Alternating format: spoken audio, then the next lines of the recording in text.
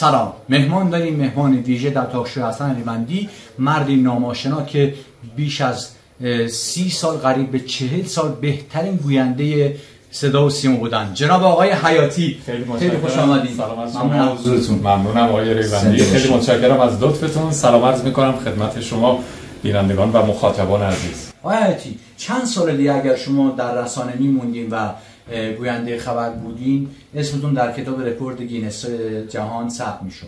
والا خیلی دوست داشتم که همین چنین اتفاقی بیفته. البته خب در دنیا گویندگانی بودن و مجریانی بودن که سابقه‌ای خیلی طولانی‌تر داشتن. مثلا در آمریکا ما والتر کرانکایل رو داشتیم که نزدیک بالای 80 و خورده سالشون بود که از تلویزیون تازه خدا چند سال تو رسانه بوده؟ فکر میکنم بالای 50 سال بوده. خب اگر به شما همین فرصت داده میشد، شما ماشاءالله همه جوونی، سرحالی، میتونستین 20 سال دیگه بین 37 سال اضافه کنید، میشد 57 سال. آقای حیاتی، شما اصالتا آبادانی هستین؟ بله.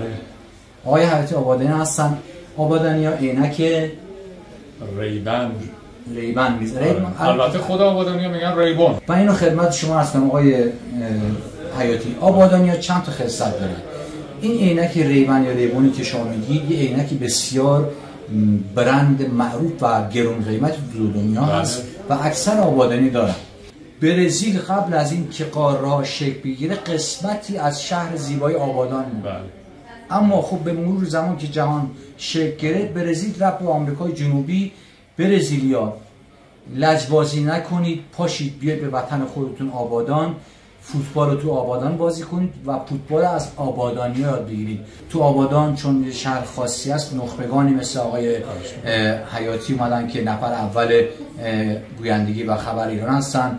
آقای حیاتی، شما در یکی از خبرهای بسیار مهمی که من خودم پای تلویزیون نشسته بودم و داشتم نمیدونم ماکارونی می‌خوردم یا چی، شما گفتید فلان کس فلانی اسمش یادم نیست، گفتیم به واقعا یادتون نیست کی بود؟ گفتین آقای کی؟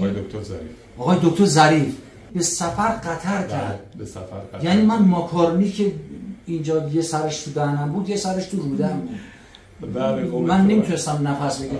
ماکارونی میکشدم بیرون که ببینم سفر از کجا، از قطر دارم.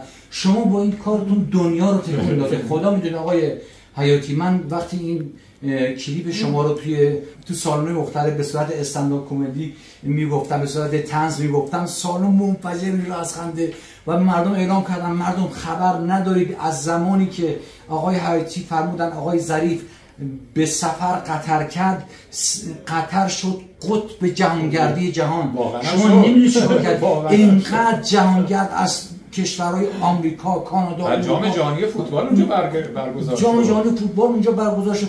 اینقدر قبل از جام جهانی توریست از خاورمیانه همه دنیا از قطب شمالشون اصلا هتل‌های قطر بودن آقا دیگه جا نیست، که من هم تا شنیدم مردم قطر خونه‌هاشون رو خالی کردن چون بعضی حاضر بودن شاید $50,000 بدن که در قطر سفر کنن. بله. یعنی سفر قطر کنن، چون بعد خود قطری‌ها قطر تو دنیا پخش، هر کدومشون یه قطره شدن پخش شدن تو دنیا، چند تایشون رفتن کوه اورست. حالا جالبه که این بعد از نمیدونم 6-7 سال از این ماجرا میگذره و خوندن این خبر و این اشتباه لپی هنوز ترکشاش ادامه داره و خیلی وقتی منو هنوز توی خیابون میبینن میگن به سفر قطر کرد.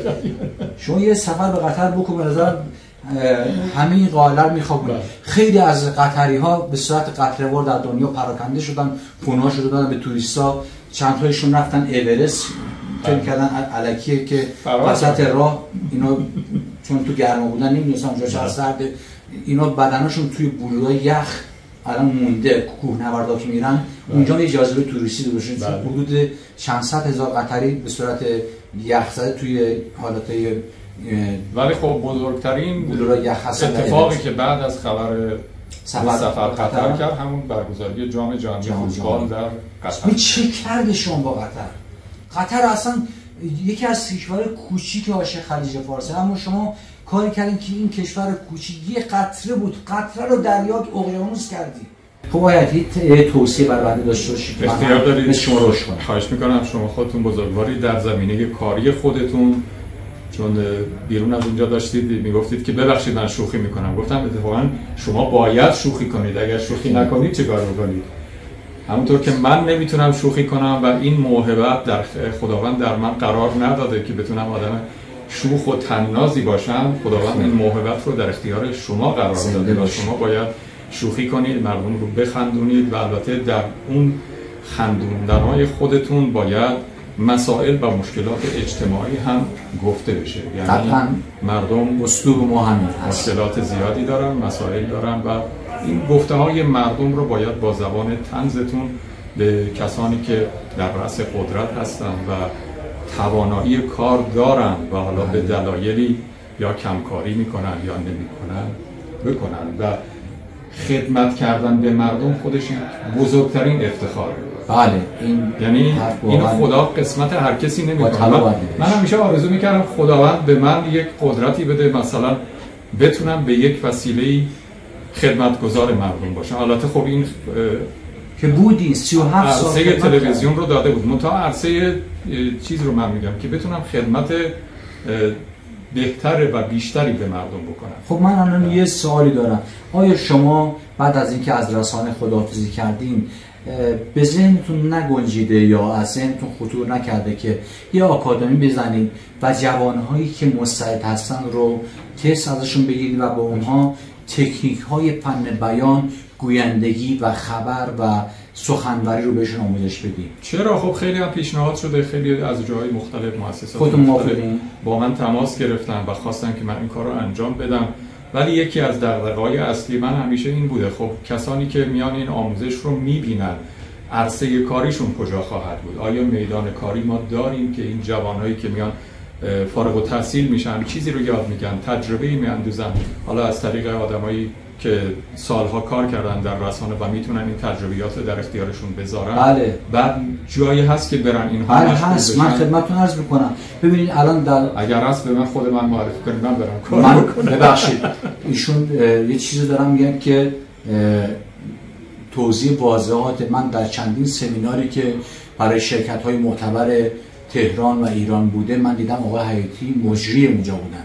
آقای حیاتی اگر در یک آکادمی به عنوان یک استاد و مدرس فوق دکترا، یعنی استاد تمام، بخوان در واقع هنرجو بپذیرن، میتونن اون تکنیک های بسیار خاصی که فقط مختص خودشونه به اونها منتقل کنن و پیش آقای حیاتی باقی نمونه و پنهان بشه. این تکنیک ها گستره پیدا کنه، جوانان زیادی میشن با کمال میل آماده هستن و باعث افتخار من درآمد کسب. شما میتونید با این کارتون کارآفرینی کنید. خیلی از این جوانا خوشگل و خوش‌طیبن تو سمینار میتونن با تکنیکی شما یاد میدید برن مجریگری. خیلی علاقه‌مندن و خیلی عاشق این کار هستن، عاشق این حرف هستن. خیلی از موارد در زندگی ما نیاز به فن بیان داره و این که آدم در حرفه سخنوری و هنر سخنوری که اصلش هنره، هنر سخنوری انسان توانا باشه. وقتی انسان در سخنوری و فن بیان مهارت داشته باشه، طبعا در خیلی از زمینه‌های کاری خودش میتونه موفق باشه. همونطور که شما خودتون فرمودین، پشت صحنه فرمودین که بزرگترین اتفاقی که بعد از خلقت انسان رخ داد، بعد از انسان‌های بدوی و غارنشین و جنگل‌نشینی، اتفاقی بود که کلام و سخن اختراع شد. اولین چیزی که انسان تونست، اولین علمی که انسان باش آشنا شد، علم سخنوری و کلام بود که شما این رو به غایت رسونید در رسانه ملی ما و همین مردم ایران. به حرف من سهه میذارم، موضوع چاپلوسی نیست. ممنون از لطف شما جناب آقای ریوندی، خیلی ممنونم. یه توصیه دیگه من کرد آقای حیاتی، گفت آقای ریوندی پشت صحنه قبل از اینکه مسابقه اینجا داشتیم یه قرعه کشی، گفتم من یه توصیه کن. گفت اقیانوس آرام رو شنیدی، شما هر چقدر که عمیق‌تر باشی آرامتر خواهی بود و بزرگتر خواهی بود. گفت آرام باش تا بزرگ شوی. اگر آقای حیاتی امروز به عنوان بزرگترین گوینده خبر بعد از انقلاب داره خدمت شما توسط من حقیر ارائه میشه، به خاطر آرامشی که در وجود این انسان بزرگوار هست و من شما رو حتی بالاتر از اقیانوس آرام، اقیانوس آرام عمیق‌ترین جاش 11,000 خورده متر، اما فکر کنم عمق فطرت شما و ذات شما به انتهای کیهان هم خواهد رسید. درود بر شما. خوشحالم که در کشور ما همچین نابغه‌ای متشکرم از توصیات. ممنون از توصیف‌های خیلی خوبتون که البته در شأن من نیست.